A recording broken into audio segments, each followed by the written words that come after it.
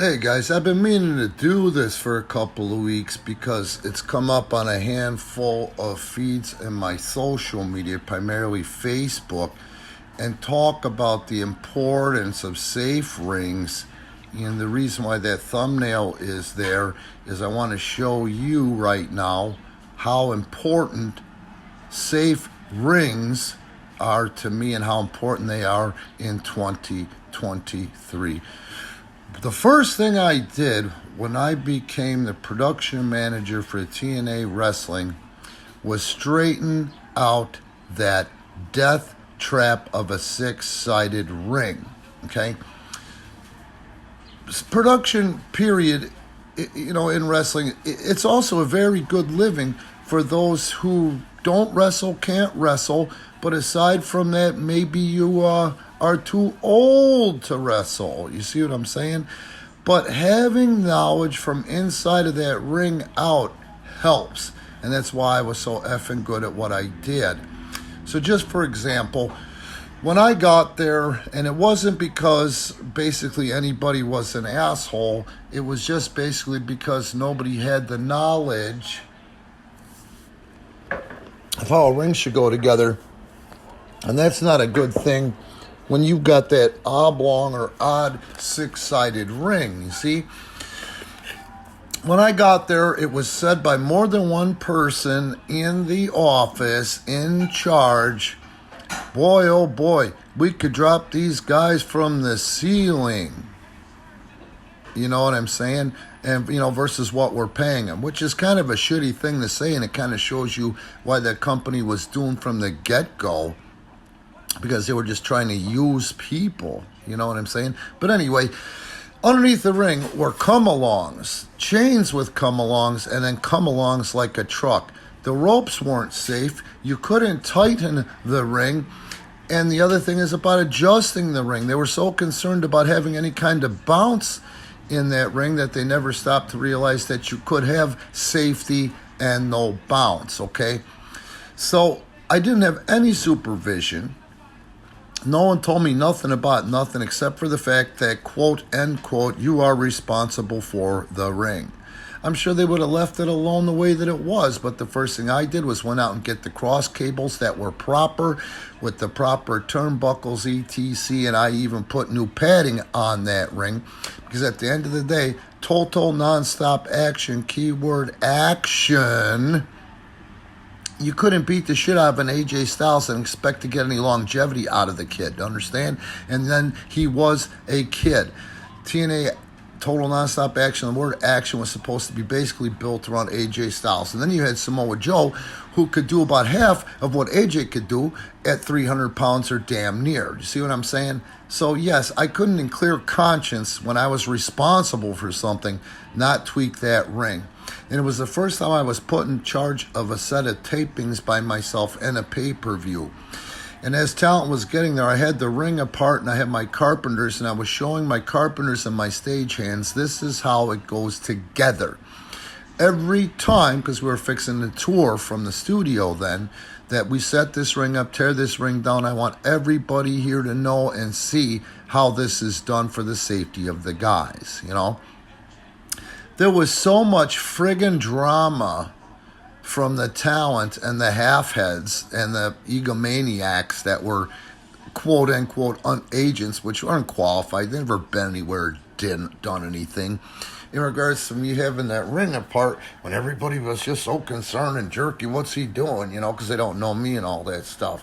So somebody went to Jeff, and it was the funniest thing on the planet because Jeff came and in front of the town, he took me from earshot of these morons I was talking about, undercard idiots and the egomaniacs that thought they were wrestlers that were lucky enough to get the agent positions due to nepotism. I'll never understand why you put a guy who's never done much more than a high spot in a match in charge of an Ultimate X Division match. But anyway, that's just me.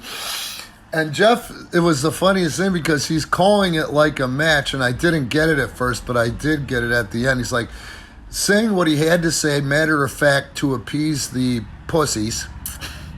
And then he says, brother, don't argue back. We'll talk later, And I was like, but okay, So at the end of the day, everything was said and done. I got everything I needed. And somebody said, oh, look what he did. There's too much give in the ring. And I was like, oh, come here a second, big mouth. See these here? You slide them out when you want it light and it bounces. You slide it in. It's very simple. It takes less than a minute. And now we got a ring with no give. But guess what? At the end of the day, the fucking thing is safe. Now we don't have to worry. I don't have to live with the fact that Christopher Daniels or AJ Styles is going to end up in a fucking wheelchair. And that just learned from what I've learned, because what I did was I finally ended up buying an old WWE ring that I knew about for years and worked out in years. For years, and from what I heard, it was a ring made by Dr. Jerry Graham. It was the Cincinnati House Show ring.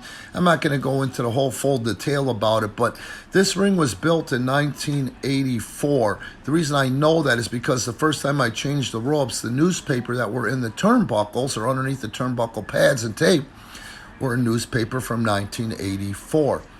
It's 2023, and I currently still have probably a safer ring than World Wrestling Entertainment, because of the fact that I know from being the talent and having worked in some real horrible death trap rings, the importance of that for not only training, especially training, but for running tapings, for running events, okay?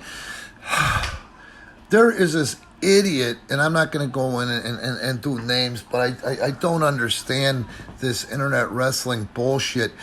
This ring is so stiff that they can't bump in it, but the guy whose name is attached to the school, the night that he's not there, they don't bump in the ring when they train.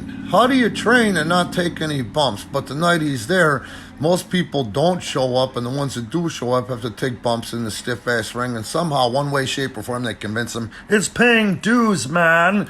And then, when they run events, they rent out a ring from somebody that they don't even know. They don't even own their own ring that they can transfer or move, If I didn't have money, the first thing I spend money on is the safety of that ring and the maintenance of that ring. It's 2023, you idiots. In what world would you want to train in a death trap ring like that? And in what world do you have a conscience at all and expect to train people in a ring like that? It is so important. Why do you think Vince McMahon and WWE spend so much money on their rings? The safety of the talent comes first. Why would you want to work for somebody? Are you that much of a mark that wants to work for somebody that blatantly tells you by renting out a piece of shit ring that they know nothing about and having you train or work out in a shitty ring, they're telling you what they think of you right then and there. They're not caring about wrestling as a business or a sport.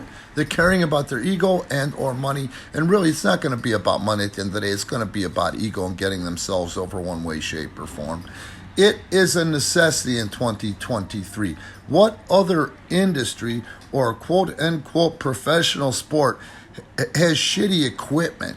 It's just basic common sense, you morons, Once again, my ring was built in 1984, and to this day, it is the most safe ring in the industry anywhere in the world.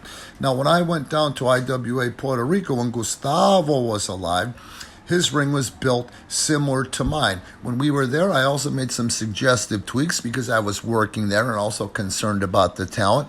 And together, I didn't even have to do it.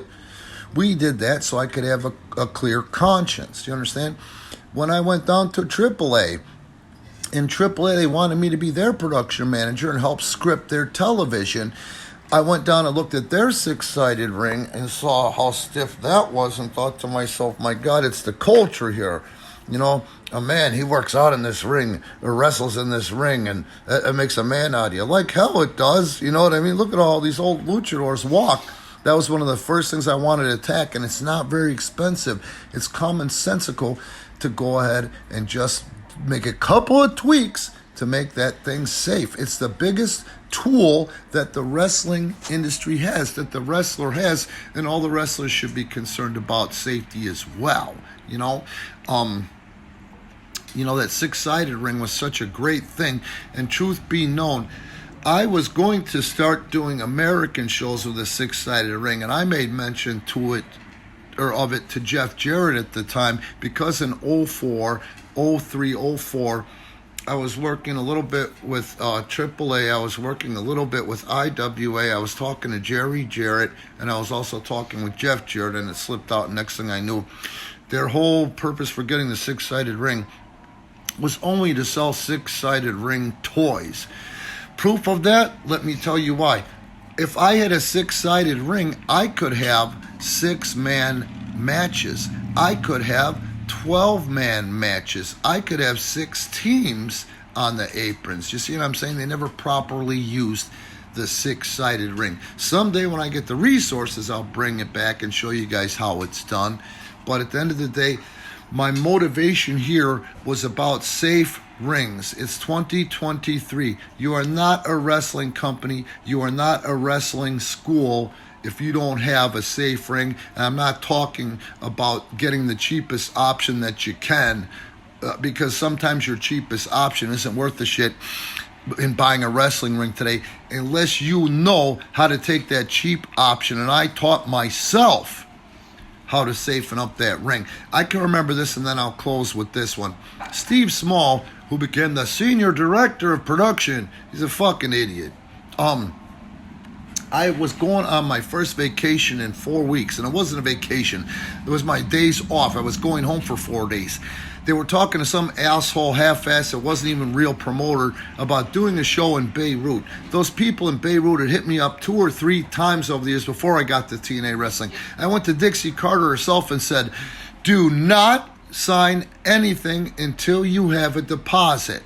And then I heard they were going off about it and keeping it from me because they didn't want to hear my negativity. And I told Steve Small, I overheard you're going to send my Nashville six-sided ring to Beirut when I'm gone. Is this true? Did you guys get any seed money? Is there a down payment? Is there a non-refundable down payment or deposit in case that ring doesn't make it back and these shows don't happen? Blew smoke up my ass, and the first thing he did the next day after I left was send the six-sided ring to Beirut, and somewhere in fucking Beirut there's a six-sided ring in customs or wherever the fuck, because that shit never took place. So I had to do a pay-per-view in St. Joe, Missouri, okay? And I was in charge of the fucking ring that this asshole just sent to Beirut. I had to get with Randall Brown and have him bring the frame, and then myself, with no place to build it, got in touch with the Nashville Fairgrounds, and I had to build that six-sided ring, cut the wood, every goddamn thing under the seats at the raceway there, because that's the only place that I could do it, where it was weather protected, But I'll never forget that, man. My back was up against the wall with 2 days to go, But I'm grateful that I did it because I learned a lot, and a safe ring was never an issue, even on the 50 or so house shows that TNA Wrestling ran.